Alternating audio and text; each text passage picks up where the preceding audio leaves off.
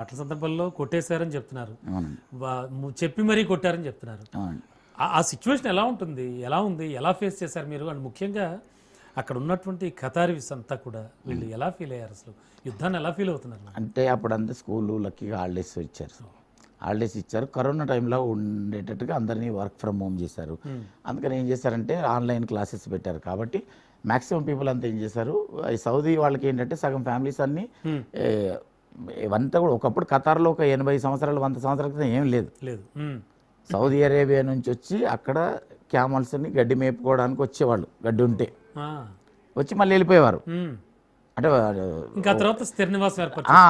అది కూడా కాదు. యాక్చువల్గా ఏమైంది, 1934లో first time oil find out చేశారు. ఆయిల్ ఫైండ్ అవుట్ చేసిన తర్వాత దశ మారింది. అప్పటి వరకు కూడా even British company Bahrain based, Bahrain నుంచి వచ్చేసి ఆపరేట్ చేసుకొని మళ్ళీ వీకెండ్ వెళ్ళిపోయేవారు. అలా ఉండేది అనమాట పరిస్థితి. అక్కడ నుంచి స్లోగా డెవలప్ అయింది. ఇప్పుడు మేము ఎక్కడైతే ఉంటున్న అకామిడేషన్లో ఫస్ట్ 1934లో డ్రిల్ చేసిన వెళ్ళు, దాని పేరు గోల్డెన్ వెల్ అని ఉంటుంది అనమాట. దాని మీద దానికి డెకరేట్ చేసి అక్కడ వెళ్ళి ఫోటోలు కూడా తీసుకోవచ్చు అనమాట. అలా ఉంటుంది. ఓకే అండి. అండ్ సార్, ఇప్పుడు ఇరాన్ని అంత లైట్ ఎందుకు తీసుకుంది యుఎస్? మీరు అంటే చూస్తున్నారు కదా, అసలు యాక్చువల్లీ ఓకే లైట్ తీసుకుంది, మరి అమెరికా ఈ విషయంలో ఫెయిల్ అవడానికి కారణం ఏంటి?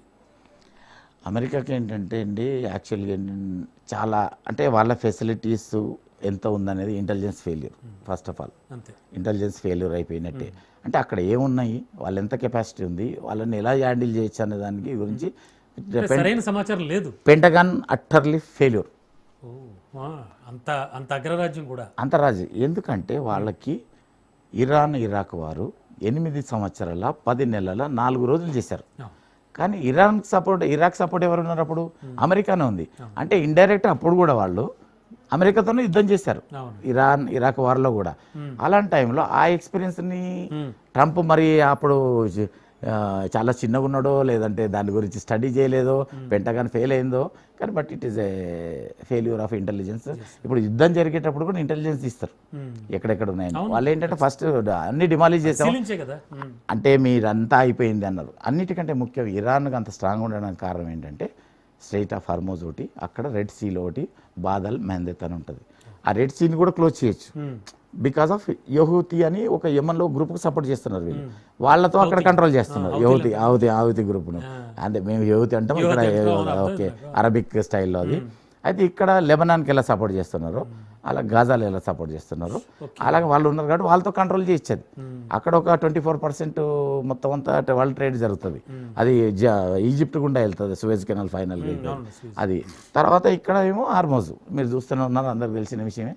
ఇప్పుడు అందులో ఏం చేస్తారంటే ఇరాన్ కూడా, నేను ఇంతకుముందు కూడా చెప్పినప్పుడు కూడా, ఫస్ట్ చెప్పినప్పుడే మినిమం 21 days లాగకపోతే 100 days జరుగుతుందని చెప్పి అవును. అదేంటంటే రూలు ఇప్పటివరకు మీరు వరల్డ్ వార్ నుంచి కూడా చూస్తే ఫస్ట్ 3 daysలోకి అయిపోవాలి, లేదా 21 days 3 weeks, లేదా 3 months, లేదా 3 years. రష్యా ఇది వారు, లేదంటే 30 years ఇజ్రాయెల్ అండ్ లెబనాన్ వారు. ఇవే రూల్స్ వరల్డ్లో, ఇవే జరుగుతున్నాయి ఇప్పటివరకు కూడా. అలాగే ఫ్యూచర్లో మీరు చెప్తున్న ఈ లెక్కలు, ఈ క్యాలిక్యులేషన్ ప్రకారం ఇంకా కొనసాగే అవకాశం ఉంది. డెఫినెట్గా కొనసాగుతుందండి. ఎందుకంటే ఇరాన్ యాక్చువల్గా ఒబామా ఒక అగ్రిమెంట్ చేసుకున్నారు, ఒక చాలా 21 నెలలు అడ్జస్ట్మెంట్ చేసి డిస్కషన్ చేసుకున్నారు. దాన్ని ట్రంప్ అంటే ఇచ్చేయలేదు, దాన్ని వ్యాలిడేట్ చేయలేదు. చేయకుండా ఈయన ఇష్టం వచ్చినట్టు కొత్తగా స్టార్ట్ చేయడానికి ట్రై చేశారు. దాంట్లో మెయిన్ ఎఫెక్ట్ ఏమైందంటే, ఇప్పుడు ఇరాన్ వాళ్ళు ఏం చెప్పారు, 3 పాయింట్లు చెప్పారు. మా ఉన్న యురేనియం 4.5 kgs అప్రాక్సిమేట్లీ ఉంటుంది వాళ్ళ దగ్గర. ఆ ఉన్న యురేనియం ఏమీ అడగొద్దు, ఓకే, దాని గురించి మాట్లాడొద్దు. తర్వాత మాకు ఏదైతే నష్టం జరిగిందో అవన్నీ అమెరికా తీరుస్తుందా, లేదంటే అమెరికాతో సహకరించిన ఈ మిడిల్ ఈస్ట్ కంట్రీస్ పూరిస్తారా, అదొకటి. తర్వాత మళ్ళీ ఇంకోసారి అటాక్ చేయదు మా మీద. ఈ 3 పాయింట్లు ఈ 3 పాయింట్లకు కీలకమైన పాయింట్లు. అందుకని అంటే చాలా తెలివిగా ఇరాన్ చెంది. ప్లస్ ఇంకోటి ఏంటంటే అది పెద్ద కంట్రీ అండి. మొండి పట్టు అని కాదు, కానీ మీరు బేసిక్గా ఏంటంటే వాళ్ళది మెయిన్ లీడర్ పోయిన తర్వాత కూడా డీసెంట్రలైజ్డ్గా, మెయిన్ పోయిన తర్వాత కూడా డీసెంట్రలైజ్డ్గా వాళ్ళ మెంటరీ అయాజ్ చేస్తుంది కదా, వాళ్ళ స్ట్రాంగ్ దాంతో డీసెంట్రల్ అయినా వాళ్ళకి క్లియర్ ఇన్స్ట్రక్షన్స్ ఉన్నాయి. మమ్మల్ని ఇంకెవరు ఏం యా, చేయలేరు. అది కూడా వాళ్ళు ఇప్పుడు మీరు చూస్తే ఎక్కడంటే ఖతార్లో ఉన్నప్పుడు నేను ఇక్కడికి రాకముందు Yes, sir. Yes, ఒక 25 days అవుతుంది. అంతకుముందు ఏంటంటే ఎక్కడి నుంచి వస్తాయో తెలియదు, ఎప్పుడు వస్తాయో తెలియదు. మన పాకిస్తాన్ వాళ్ళు అనుకోండి ఒక వైపు నుంచి వస్తున్నాయి, మనం అంతా రెడీ చేసి పెట్టుకున్నాం. అవి 1000 వచ్చినా 100 వచ్చినా 2000 వచ్చినా వాటిని తట్టుకోవచ్చు, అటాక్ చేయొచ్చు. అంటే మీకు ఎక్కడి నుంచి శత్రువు వస్తుండో ఎక్కడి నుంచి వస్తే తెలుసు అలా తెలియదు. అంటే ఇప్పుడు ఖతార్ మీద వేస్తారో తెలియదు, సౌదీ మీద వేస్తారో తెలియదు, యూఏఈ మీద వేస్తారో తెలియదు, కువైట్ మీద వేస్తారో తెలియదు, ప్లస్ అక్కడ వేస్తారో తెలియదు. ప్లస్ ఇంకోటి ఇరాన్కున్న ఇదేంటంటే వాళ్ళు చాలా తెలివిగా ఫస్ట్ ఏం చేస్తారు, ప్లాస్టిక్ డ్రోన్స్ వాడారు. Plastic drones only it can detect with laser. అప్పటికి టెక్నాలజీ అయితే ఏం చేశారు వీళ్ళు ఉక్రెయిన్ మాట్లాడడం అది జరిగింది. ఉక్రెయిన్తో వాళ్ళ టెక్నాలజీ తీసుకొస్తే అవుతుంది లోపే దాన్ని ఏం చేశారు 2000 kilometers ఉన్న క్రూయిజ్ మిసైల్స్ వాడారు. అప్పటి వరకు ఇంకా సరే అని చెప్పేసి మిగతా కంట్రీస్ కూడా, ఫ్రాన్స్ కూడా బేస్ యూజ్ చేయడానికి యూకే బేస్ యూజ్ చేస్తారు, సైప్రస్లో ఉంటుంది ఆ బేస్ యూజ్ చేశారు.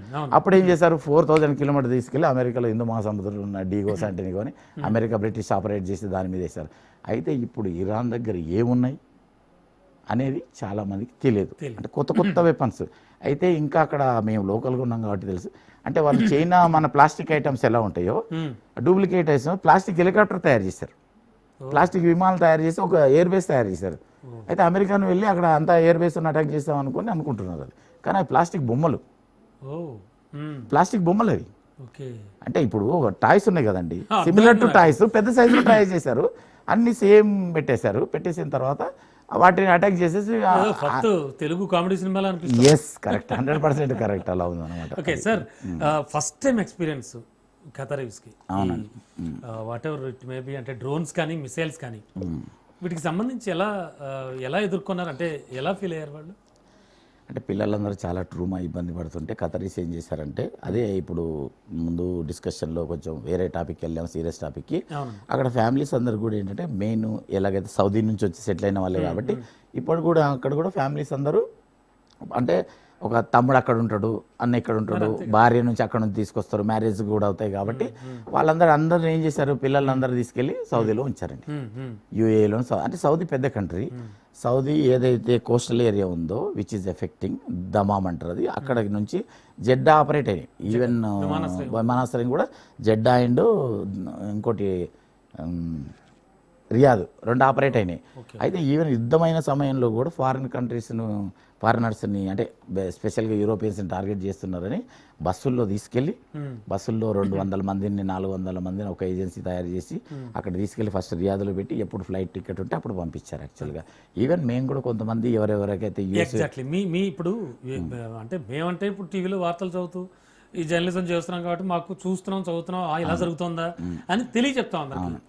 బట్ మీరు అక్కడ ఉన్నారు సిచ్యువేషన్లో, బాంబింగ్ జరిగినప్పుడు, అవునండి, మిసైల్ పడ్డప్పుడు ఏంటి మీ పర్సనల్ ఫీల్ ఏంటి సార్? అంటే ఇప్పుడు ఏంటంటే మెయిన్గా కోస్టల్ ఏరియాలోనే పడిందండి. అంటే ఒక సముద్ర తీరం, మాకు మొత్తం సముద్ర తీరమే, మాది ఒక ద్వీపంలా ఉంటుంది, చిన్న ఉంటుంది. అయితే దాంట్లో ఏంటంటే మెయిన్ ఇండస్ట్రియల్ ఏరియా రెండునే, రాస్ లాఫెను, దోహా ఏదైతే ఎయిర్పోర్ట్ క్యాపిటల్ సిటీ ఉందో అక్కడ, ప్లస్ మిర్సల్ ఇండస్ట్రియల్ సిటీ అంటే ఇంటిగ్రేటెడ్ కాంప్లెక్స్ ఉంటుంది, అక్కడ కూడా వాటర్ ప్లాంట్ మీద వేశారు. వాటర్ ప్లాంట్ మీద పడింది. ఆ ఏరియాలో టెలిఫోన్ సిగ్నల్సే లేవు ఎవరికిను, అది అందుకని చెప్పేసి ఆ ఏరియాలో ఉన్న అమ్మోని ప్లాంట్స్ అన్ని కూడా ఆపేసి నైట్రోజన్ పర్జింగ్తో సేఫ్టీ కోసం పెట్టారు అక్కడ. ప్లస్ ఎప్పుడైతే యుద్ధం స్టార్ట్ అయిందో నేనుండే ఏరియాలో మా అదంతా బెల్ట్ 30 kilometers వైడ్, 120 kilometers పొడవు, ఇదంతా కూడా ఐలాండ్ గ్యాస్ బెల్ట్. మాదంతా అండర్ గ్రౌండ్ లోంచి క్రూడ్ ఆయిల్ వస్తుంది అన్నమాట. అవన్నీ కూడా 200,000 barrels ప్రొడ్యూస్ చేసే కెపాసిటీ ఉన్న యూనిట్స్ అన్ని ఫస్ట్ ఆపేశారు. తర్వాత మెల్లిగా స్టార్ట్ చేసి లోకల్ ప్రొడక్షన్ ఎంత అవసరమో అంత 30,000.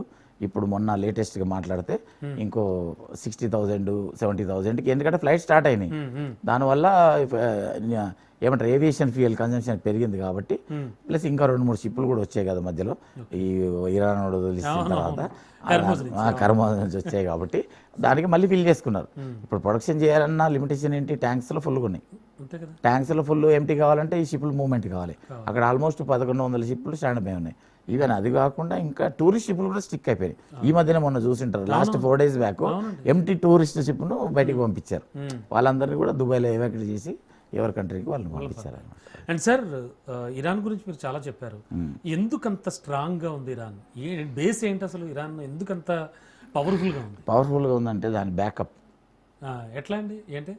ఈ చైనా, రష్యా, ఎలాగైతే అమెరికా ఎక్స్టెన్షన్ ఇజ్రాయెల్, చైనా కూడా సపోర్ట్ చేస్తుంది.